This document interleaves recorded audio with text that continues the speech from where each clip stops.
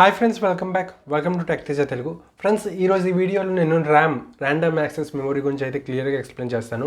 Video మాత్రం చివరిదాకా చూడండి. అలాగే నా social media links Instagram, Facebook and ట్విట్టర్ని ఫాలో అవ్వడం మాత్రం మర్చిపోకండి. ఇంక లేట్ చేయకుండా వీడియోలోకి వెళ్ళిపోదాం. Let's go into the video.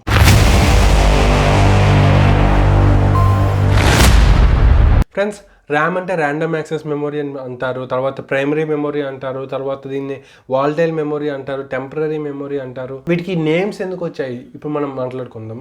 First వచ్చేసరికి మనకి wall tile memory and temporary memory ఎందుకు అంటారు. వాల్టైల్ అండ్ నాన్ వాల్టైల్ గురించి ఆల్రెడీ నేను చాలా వీడియోస్లో ఇదివరకు డిస్కస్ చేశాను. వాల్టైల్ ఇన్ ద సెన్స్ ఏంటంటే ఆ పర్టికులర్ పార్ట్కి, ఆ పర్టికులర్ డివైస్కి కంటిన్యూస్గా పవర్ అందాలి. పవర్ అందితేనే ఎలక్ట్రిక్ ఛార్జ్ అనేది జనరేట్ అయ్యి ఆ డివైస్ అనేది వర్క్ అవుతుంది అనమాట. అదే నాన్ వాల్టైల్ అంటే దానికి పవర్ లేకపోయినా దానిలో మెమొరీ అన్నది స్టోర్ చేసుకుంటుంది. నాన్ వాల్టైల్కి ఎగ్జాంపుల్ వచ్చేసరికి మనకి హార్డ్ డిస్క్, ఎస్ఎస్డీస్ ఇవన్నీ ఉన్నాయి కదా, ఇవన్నీ నాన్ వాల్టైల్. అలాగే వాల్టైల్కి వచ్చేసరికి మనకి ర్యామ్ అనమాట. దీన్ని వాల్టైల్ మెమొరీతో పాటు టెంపరరీ మెమొరీ కూడా అంటారు. టెంపరరీ మెమొరీ అని ఎందుకు అంటారు అని అంటే, ఇన్ కేస్ దానికి పవర్ కానీ అందకపోతే మనకి దానిలో ఉన్న మెమొరీ అన్నది డిలీట్ అయిపోతుంది అనమాట. ర్యామ్లో ఉన్న మెమొరీ డిలీట్ అయిపోతుంది. మళ్ళీ మనం పవర్ ఆన్ చేస్తేనే ర్యామ్లో ఉన్న మెమొరీ అన్నది మళ్ళీ రీగెయిన్ అవుతుంది అనమాట. యాక్చువల్గా మనకి ర్యామ్ అన్నది ఏ రోల్ ప్లే చేస్తుంది ఇప్పుడు మనం చూద్దాం. ఇప్పుడు ఫర్ సపోజ్ మీరు స్విచ్ ఆన్ చేశారు అనుకోండి, CPU or laptop. First of all BIOS అన్నది, ఆల్రెడీ బయోస్ మీద ఒక వీడియో చేశాను. ఇక కార్డ్ ప్లేస్ చేస్తాను, కింద డిస్క్రిప్షన్లో ప్లేస్ చేస్తాను, ఒకసారి వెళ్ళి చూస్తే చూడండి. ఈ బయోస్ అన్నది మనకి హార్డ్ డిస్క్లోని ఓఎస్ అనేది వెతుకుతుంది, ఆపరేటింగ్ సిస్టమ్ వెతుకుతుంది. వెతికిన తర్వాత ఆపరేటింగ్ సిస్టంలో అంతా కాదు, మొత్తం ఆపరేటింగ్ సిస్టమ్ కాదు, ఆపరేటింగ్ సిస్టంలో బూట్ అవ్వడానికి అంటే డెస్క్టాప్ రావడానికి కావాల్సిన ఫైల్స్, అంటే మనకి టెక్స్చర్ అవ్వచ్చు, లేదా గ్రాఫిక్స్ అవ్వచ్చు, ఇమేజెస్ అవ్వచ్చు, ప్రతిదీ ఇమేజే. ఇప్పుడు మీరు మైక్ పీసీ ఉంది, ఆ మైక్ పీసీ తర్వాత పైన మీకు ఐకాన్ కనిపిస్తుంది, అది ఒక ఇమేజే. తర్వాత మనకి వాల్పేపర్ ఉంది, అది ఒక ఇమేజే. అక్కడ మై పీసీ అనేసి వర్డ్ ఉంది, అది టెక్స్ట్. ఈ విధంగా ప్రతిదీ ఒక ఫైలే. ఈ ఫైల్స్ కావాల్సిన ఫైల్స్ అన్ని ర్యామ్లో స్టోర్ చేసుకుంటుంది. ప్రాసెసర్ అన్నది ర్యామ్ నుంచి డేటాని గ్రాబ్ చేసుకుని ప్రాసెసింగ్ చేస్తుంది అనమాట. ఈ విధంగా మనకేమో సిస్టమ్ అనేది వర్క్ అవుతుంది. ఇన్ కేస్ ర్యామ్ ఫిల్ అయిపోయింది అనుకోండి, మనకి మళ్ళీ ర్యామ్లోని యూజ్ అవ్వనివి, ఫర్ సపోజ్ ఇప్పుడు 2 అప్లికేషన్స్ తీసుకుందాం. ఒకటి ఫిల్మోరా, సెకండ్ వచ్చేసరికి క్రోమ్ అనుకుందాం. ఇప్పుడు ఫర్ సపోజ్ మీరు క్రోమ్ని మినిమైజ్ చేసేసి ఫిల్మోరా మ్యాక్సిమైజ్ చేశారు, ఫిల్మోరా యూజ్ చేస్తున్నారు. అప్పుడు ఫిల్మోరాకి సంబంధించినవన్నీ మనకేమో ర్యామ్లో స్టోర్ చేసుకుంటుంది. క్రోమ్ మినిమైజ్ చేస్తారు కాబట్టి క్రోమ్లో ఉన్నవన్నీ మనకేమో టెంపరీగా డిలీట్ అయిపోతాయి అనమాట. మళ్ళీ మీరు క్రోమ్ని కానీ మ్యాక్సిమైజ్ చేశారనుకోండి, ఫిల్మోరాని మినిమైజ్ చేస్తారనుకోండి, క్రోమ్కి కావాల్సిన డేటా అంతాని మళ్ళీ హార్డ్ డిస్క్ నుంచి తెచ్చుకుంటుంది. మళ్ళీ ప్రాసెసర్ అనేది దానికి ప్రాసెసింగ్ చేస్తుంది అనమాట. ఈ టైం అన్నది ఎక్కువ తీసుకోవడం వల్ల మనకి ఏంటంటే సిస్టమ్ అనేది స్లో అవుతుంది. అందుకే ర్యామ్ అనేది ఎక్కువగా ఉంచుతారు. బేసిక్గా ర్యామ్ అనేది ఎక్కువగా ఉంటేనే మంచిది అనేసి ఎందుకంటారంటే ఇదే రీజన్. ర్యామ్ ఎక్కువగా ఉందనుకోండి, క్రోమ్కి అండ్ ఫిల్మోరాకి రెండింటికి కావాల్సింది మనకి ర్యామ్లోనే ఉంటుంది. ప్రాసెసర్ అనేది ఈజీగా గ్రాబ్ చేసుకుంటుంది అనమాట ఫైల్స్ని, without any interruption and without any contact with hard disk. ఈ విధంగా మనకి ర్యామ్ అనేది పనిచేస్తుంది. అట్ ద సేమ్ టైం దీన్ని ప్రైమరీ మెమొరీ అని ఎందుకంటారు అంటే, ప్రతి డివైజ్, మదర్ బోర్డు మీద ఉన్న ప్రతి డివైజ్, మదర్ బోర్డుతో కనెక్ట్ అయిన ప్రతి డివైజ్ ఫస్ట్ ర్యామ్నే కాంటాక్ట్ అవుతుంది. అందుకే దీన్ని ప్రైమరీ మెమొరీ అని చెప్పేసి అంటారు. ఈ పర్టికులర్ ర్యామ్ దాని తొలక ఫిజికల్ వ్యూ, దాని తొలక మాడ్యూల్ బట్టి 3 టైప్స్గా డివైడ్ అయిపోయింది. అది single inline memory module SIMM, dual inline memory module DIMM and RIMM Rambus inline memory మాడ్యూల్గా డివైడ్ అయింది అనమాట. సింగిల్ ఇన్లైన్ మెమొరీ మాడ్యూల్ గురించి మాట్లాడుకుంటే, సింగిల్ ఇన్లైన్ మెమొరీ మాడ్యూల్ అన్నది చాలా తక్కువ పిన్స్ ఉంటాయి. మీకు పిన్స్ అంటారు, దీన్ని కింద గోల్డ్ కాంటాక్ట్స్ ఉన్నాయి కదా, అది పిన్స్ అంటారు.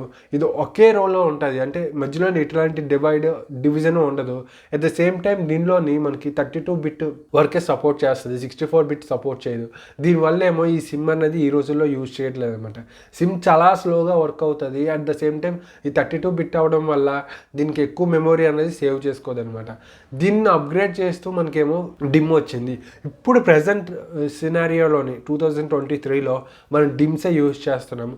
డిమ్ అంటే డ్యూయల్ ఇన్లైన్ మెమొరీ మాడ్యూల్. ఇక్కడ అబ్జర్వ్ చేస్తే మధ్యలో మీకు చిన్న నాచ్ అయితే వచ్చింది, అందుకే దీన్ని డ్యూయల్ రోల్ అని చెప్పేసి అంటారు. అంటే 2 రోస్, డబుల్ రోస్ ఉంటాయి అనమాట, ఇటు రోస్ ఉంటాయి, మధ్యలో నాచ్ వస్తుంది, అందుకే దీన్ని ఏమో డిమ్స్ అనేసి అంటారు. దీని దగ్గర ట్రాన్స్ఫర్ స్పీడ్ వచ్చేసరికి 64 బిట్స్. మనకి సిమ్ తలక ట్రాన్స్ఫర్ స్పీడ్ వచ్చేసరికి 32 బిట్ అనమాట. అందుకే డిమ్ని మనం ఎక్కువ సెలెక్ట్ చేసుకుంటాం, ఈ రోజుకి డిమ్నే యూజ్ చేస్తాం. ఈ రెండు కాకుండా ర్యాంబస్ ఇన్లైన్ మెమొరీ మాడ్యూల్ అని చెప్పేసి ఉంది. ఇది దీనికి ఆ పేరు రావడానికి కారణం ఏంటంటే అది ఆ బ్రాండ్ వాళ్ళు కనిపెట్టారు.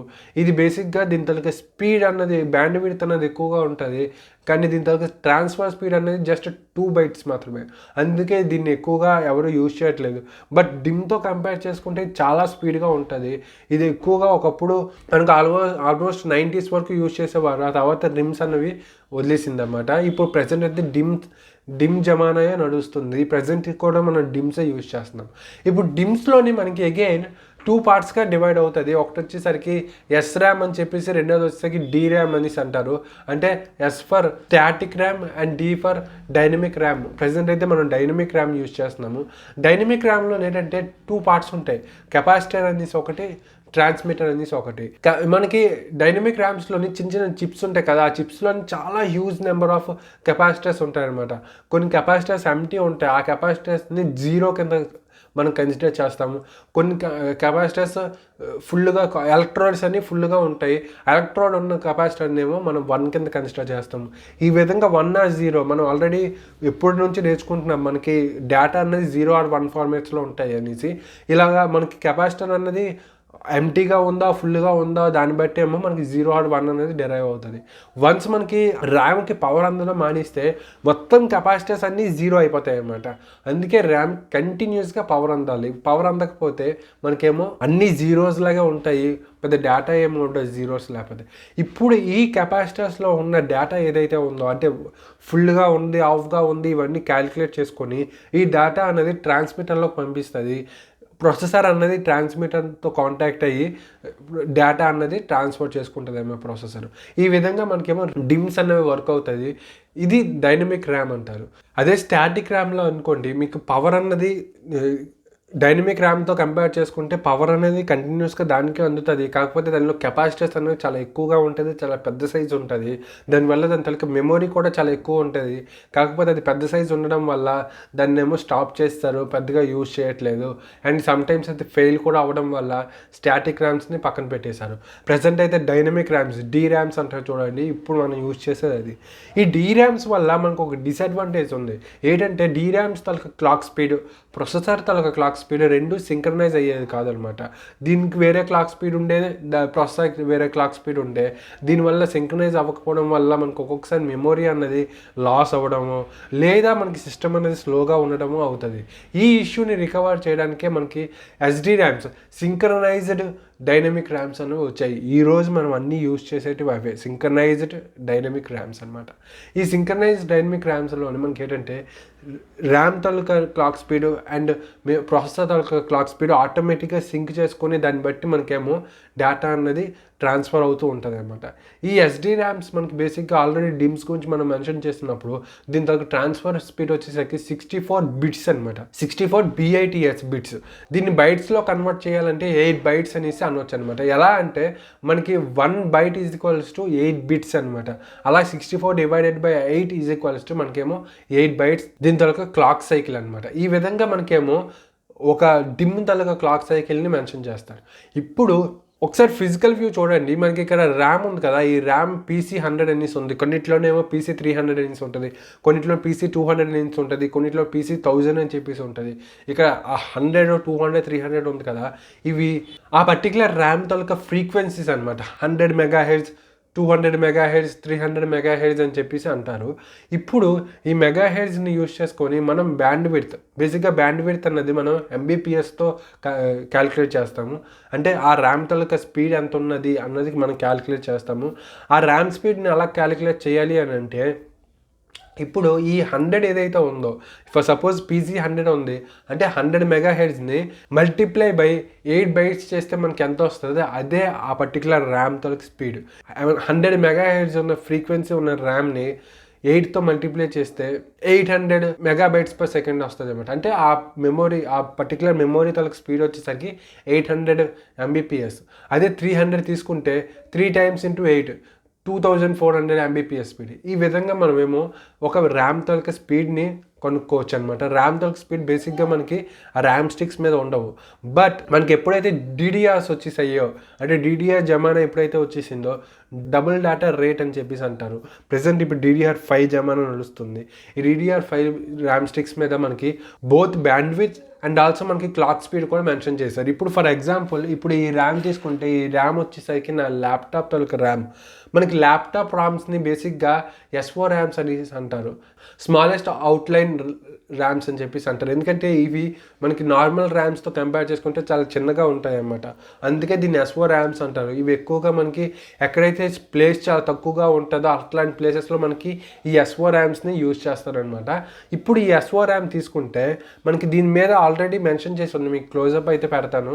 2600V అనేసి ఉంది కదా, ఇది దీని తాలూకు స్పీడ్ అనమాట. అంటే 2600 Mbps స్పీడ్ ఈ ర్యామ్ తాలూకు స్పీడ్ అనమాట. అండ్ ఇక్కడ PC4 అనేసి ఉంది కదా, దీని అర్థం ఏంటంటే DDR4 అనేసి. ఇప్పుడు మనం DDR గురించి మాట్లాడుకుందాం. DDR అంటే ఏంటంటే డబుల్ డేటా రేట్ అనేసి అంటారు.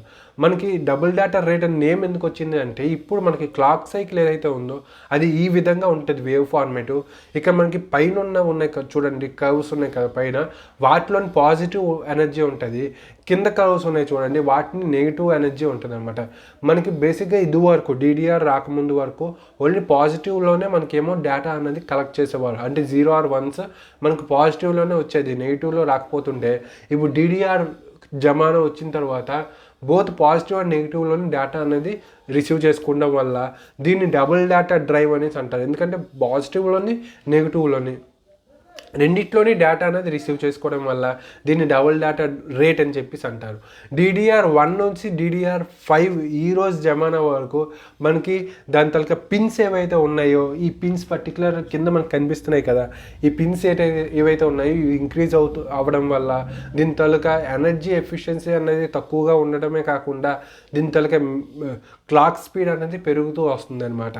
ఇప్పుడు DDR1 తీసుకుంటే DDR తలక 1 తలక పిన్స్ వచ్చేసరికి 184 పిన్స్ మాత్రమే ఉండేవి. దీని తల క్లాక్ స్పీడ్ వచ్చేసరికి 333 MHz ఉంటుండే. అదే DDR2 తీసుకుంటే 240 పిన్స్ ఉండేవి, కానీ దీని తలక మెగాహెర్జ్ అనేది కొంచెం ఇంక్రీజ్ అయ్యింది, 800 MHzగా ఇంక్రీజ్ అయ్యింది అనమాట DDR1తో కంపేర్ చేసుకుంటే. అదే DDR3 తీసుకుంటే DDR3 ఇక్కడ మీకు నాచ్ కనిపిస్తుంది చూడండి, ఈ నాచ్ అన్నది మనకి DDR1 and 2లో సేమ్గా ఉంటుంది, కానీ DDR3లోనేమో నాచ్ అనేది కొంచెం యాంగిల్ స్పేస్ అనేది మారింది అనమాట DDR3లోని. అంతేకాకుండా DDR2తో కంపేర్ చేసుకుంటే DDR3లో 240 పిన్స్ ఉన్నప్పటికీ ఇది DDR2 కన్నా 2 times స్పీడ్గా ఉంటుంది. అంటే దీని తలక క్లాక్ స్పీడ్ వచ్చేసరికి 1600 MHzగా రికార్డ్ అయ్యిందనమాట. అండ్ నెక్స్ట్ DDR4, చాలామంది ఇప్పట్లో యూజ్ చేసేది DDR4 తీసుకుంటే DDR4 తలక క్లాక్ స్పీడ్ వచ్చేసరికి 4200 MHz ఉంది. అండ్ ఆల్సో దీని తలక పిన్స్ తీసుకుంటే 288 పిన్స్ ఉంది. అట్ ద సేమ్ టైం దీని తలక నాచ్ కూడా మనకేమో చేంజ్ అయ్యిందనమాట. నెక్స్ట్ DDR5 తీసుకుంటే DDR5 మనకి ప్రెసెంట్ 2020లో వచ్చింది. ప్రెసెంట్ అయితే DDR5 జమానా నడుస్తుంది. అంటే చాలా తక్కువ మంది యూజ్ చేస్తారు DDR5, బట్ ఇప్పుడైతే DDR5 జమానా నడుస్తుంది. దీని తర్వాత పిన్స్ యాజ్ ఇట్ ఈస్గా DDR4 లాగే జస్ట్ 288 పిన్సే ఉంటాయి, కానీ దీని తర్వాత క్లాక్ స్పీడ్ వచ్చేసరికి DDR4తో కంపేర్ చేసుకుంటే డబుల్ అయిపోయింది అనమాట. ఆల్మోస్ట్ 4400 నుంచి 7600 దాకా, ఈవెన్ ఒక్కొక్కసారి 8000 MHz దాకా ఇంక్రీజ్ అయిందనమాట. ప్రెసెంట్ అయితే DDR5 జమానా నడుస్తుంది. ఇది మనకి టోటల్గా DDRలోని 5 types ఆఫ్ ర్యామ్స్ అనమాట. ఇప్పుడు ఈ ర్యామ్స్ ఎవరెవరు అలాంటి వాళ్ళు ఏవేవి యూజ్ చేయాలి అన్నది ఇప్పుడు చెప్తాను. ఇప్పుడు ఫర్ సపోజ్ ఇప్పుడు ఎవరైతే ఆఫీస్ పర్పస్కి కానీ లేదా జస్ట్ బ్రౌజింగ్ పర్పస్కి కానీ యూజ్ చేస్తే అట్లాంటి వాళ్ళేమో DDR3 యూజ్ చేస్తే సరిపోతుంది. కానీ మీరు ఒక విషయం గుర్తుపెట్టుకోవాలి, మీరు ఏ ర్యామ్ అయితే సెలెక్ట్ చేసుకున్నారో ఆ ర్యామ్ బట్టి మీకు మదర్ బోర్డ్ ఉంటుంది. అంటే మదర్ బోర్డ్ మీరు ఏది తీసుకుంటున్నారో దానిలో కంపాటబుల్ అవ్వాలన్నమాట. అది మాత్రం గుర్తుపెట్టుకోండి. అంటే ఒక మదర్ బోర్డ్కి DDR3 కంపాటబుల్ అయితే మీరు DDR3 యూజ్ చేయాలి, DDR4 కంపాటబుల్ అయితే DDR4 మాత్రమే యూజ్ చేయాలి. మనం ఇంకేమీ యూజ్ చేయలేము, ఈవెన్ ఇన్సెట్ కూడా చేయలేము. ఎందుకంటే మనకి ర్యామ్స్లో ఈ నాచ్ ఉంటుంది కదా, ఈ నాచ్ అనేది ప్లేస్మెంట్స్ మారుతూ ఉంటుంది అనమాట. సో మీరు ఆ విషయాన్ని గుర్తుపెట్టుకోవాలి. అదే DDR4 ఎవరు యూజ్ చేయాలంటే చిన్న చిన్న ఎడిటింగ్ పర్పస్, అంటే ఫోటో ఎడిటింగ్ చేసిన వాళ్ళు కానీ, లేదంటే ఒక మల్టీ టాస్కింగ్ చేసే వాళ్ళు కానీ DDR4 యూజ్ చేయాలి.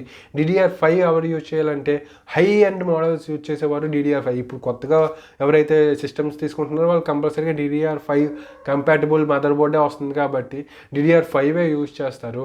DDR5ని చాలా గేమింగ్ పర్పస్ కానీ లేదా హై అండ్ ఎడిటింగ్ పర్పస్ కోసం DDR5 యూజ్ చేస్తారు. ఇది డిమ్స్లో ఉన్న మనకి SD ర్యామ్స్లో డిఫరెంట్ టైప్స్ ఆఫ్ ర్యామ్స్ అనమాట. ఇది ఫ్రెండ్స్ మనకి ర్యామ్లో ఉన్న different types of RAMs and దాని తర్వాత స్పీడ్స్ అండ్ ఆల్సో ఎవరెవరు ఏదైతే యూజ్ చేయాలో ఆల్రెడీ నేను చెప్పాను.